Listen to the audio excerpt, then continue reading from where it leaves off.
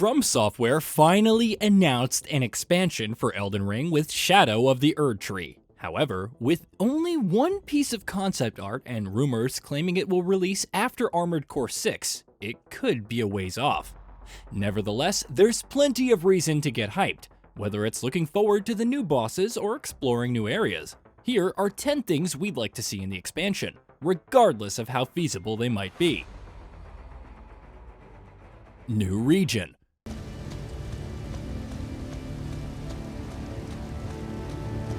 A new region seems a given, though how big that region should be is unknown. The concept art teased a twisted dark Erdtree and some open fields, but there isn't much more known beyond that. Some speculate that it takes place inside Miquella's dreams, which would explain his inclusion. Regardless, here's hoping for enough space to explore, a few new NPCs with interesting storylines, some new bosses, and maybe some backstory into his past if this proves true. New Legacy Dungeon.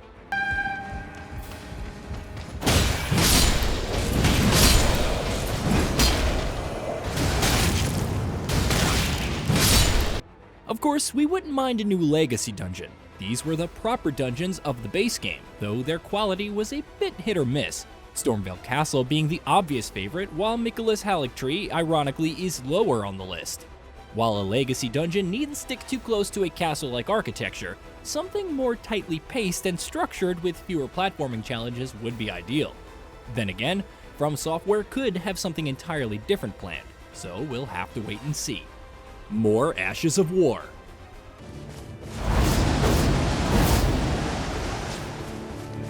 Ashes of War have had a rather interesting existence, with skills like Bloodhound Step and Seppuku causing uproar in PvP, before the inevitable nerfs. There's also the fact that you can't use an Ash of War on any weapon type. It has to be a certain affinity, which keeps things balanced in its way. We'd like to see new Ashes of War in the expansion, maybe some combinations, like an Ash of War that only activates when equipping 2 greatswords, or a sword and shield, regardless of the affinity. Some passive Ashes of War, which are always active, wouldn't be too bad either, even if balancing them with all of the other in-game buffs can be a pain. Either way, Ashes of War needs a bit of a shake-up in addition to new types to hunt. New weapons and armor.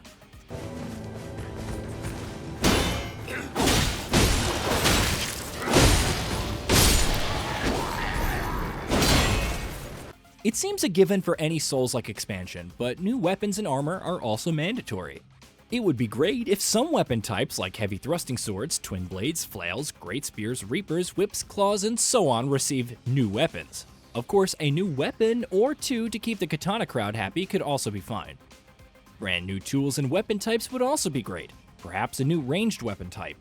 Armor is a little tougher to pin down since there's so much potential to mix and match with the current game. At the very least, we can only hope for cool-looking sets with decent stats. TRANSMOG. TRANSMOG has been one of the more highly requested features in Elden Ring. For all of the amazing armor sets and looks in the game, players will gravitate towards those providing the right amount of damage reduction and weight. Everything will figure out something that fits in their overall playstyle, but TRANSMOG allows them to experiment with other looks. You can finally have the fashionably conscious Tarnished of your dreams, without worrying about the mess of stats or not meeting the attribute requirements. Of course, some kind of loadout system for saving different armor sets and weapons with TRANSMOG wouldn't hurt either. New sorceries and incantations.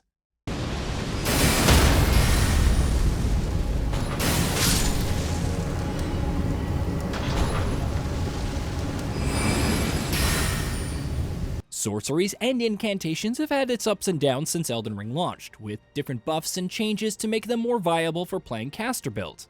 While a hybrid setup is probably still ideal, the sheer number of spells available is pretty nice, especially if you tear a boss down from 100 to 0 with Common Azure. However, there's still room to add more.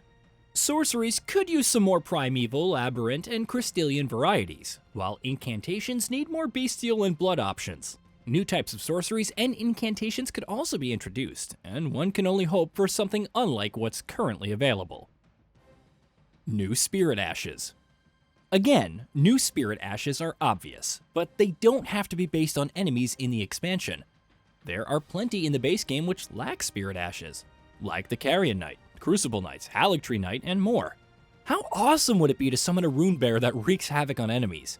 It's hard to speculate what new kinds of spirit ashes will be added, since we know pretty much nothing about the expansion. But having some new modifiers, like becoming stronger but eventually turning hostile after some time, or self-destructing on an enemy, or increasing your attack at the cost of its max health while summoning would be nice. Of course, having some basic commands to give them could also add some new gameplay options. Torrent customization. For all of the customization you could do to your character, the amount available for Torrent, your spectral steed, was pretty non-existent. Everyone jokes about horse armor DLC and how we've come full circle, but having some armor and accessories to customize Torrent with would be cool. Maybe some trophies, like in The Witcher 3 Wild Hunt, that provide passive benefits. Less damage taken, a moderate damage increases when fighting against certain monster species, maybe even more material scavenged, and so on while riding would be pretty neat. Armor recoloring. Another cool feature, though perhaps difficult to implement, would be armor recoloring. Having different options for dyeing armor, adding some patterns, and adjusting the contrast and brightness would provide even more cosmetic customization. There could even be a side quest in the new region that involves obtaining the tools necessary for dyeing your armor. Of course, how many color options there should be and how it will interact with all of the armor sets is a challenging problem for the developer. Boss Rush mode. Finally, above all, there needs to be a boss rush mode. There is no way to rematch bosses in the base game unless you use a mod or start a new game plus playthrough. Boss rush would allow for fighting them again without breaking any story continuity.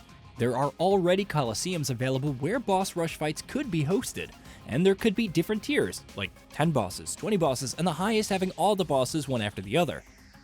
Having different modifiers like extra health, additional damage, and special fights where you take on all members of the Golden Order would also be great.